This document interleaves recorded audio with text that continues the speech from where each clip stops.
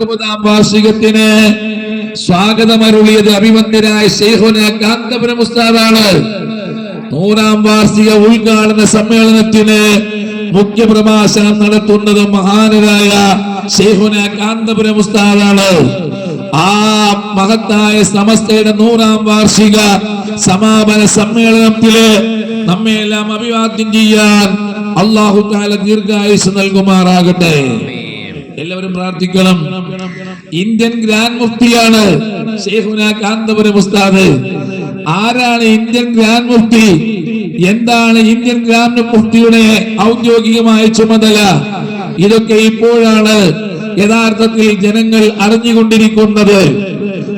India രാജ്യത്തിന്റെ നയതന്ത്ര ബന്ധം അവസാനിക്കുമ്പോൾ, അവിടെ എല്ലാ വഴികളും എല്ലാ പഴുതുകളും അവസാനിക്കുമ്പോൾ, അഭിവന്ദ്യനായ ശൈഖുന കാന്തപുരം ഉസ്താദ് ഇന്ത്യൻ ഗ്രാൻഡ് മുഫ്തി ഒരു ജീവൻ, നേരത്തെ ഇവിടെ ബഹുമാനനായ നൗഷാദ് ഉസ്താദ് സൂചിപ്പിച്ചു, ഒരു ജീവന്റെ വില എന്താണെന്ന് നമ്മൾ ഓരോരുത്തരും മനസ്സിലാക്കേണ്ടതുണ്ട്.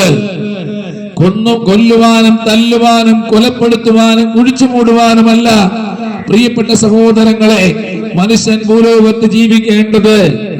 അവനെ അഡ്രസ് ഉണ്ടാക്കി കൊടുത്ത്, അവനെ അടയാളപ്പെടുത്തി, അവനെ ലോകമാകുന്ന സ്ക്രീനിലെ സൂപ്പർ സ്റ്റാർ ആക്കി മാറ്റുവാൻ, അതാണ് ഒരു മനുഷ്യൻ ചെയ്യേണ്ടത്.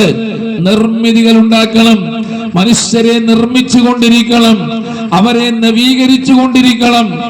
മനുഷ്യരെ നിർമ്മിക്കുന്നത് മാത്രം പോരാ, അവരെ നവീകരിച്ചു കൊണ്ടിരിക്കണം. വാർത്താ പീടികളിലൊക്കെ ചാനലുകളിലൊക്കെ ബഹുമാന്യനായ ശൈഖുന കാന്തപുരം ഉസ്താദിന്റെ പ്രവർത്തനങ്ങൾ, വിദ്യാഭ്യാസ പ്രവർത്തനങ്ങൾ പ്രധാനമായും എടുത്തു പറയുകയാണ്. എന്തിനാണ് സഹോദരങ്ങളെ ഈ വിദ്യാഭ്യാസ പ്രവർത്തനങ്ങള്?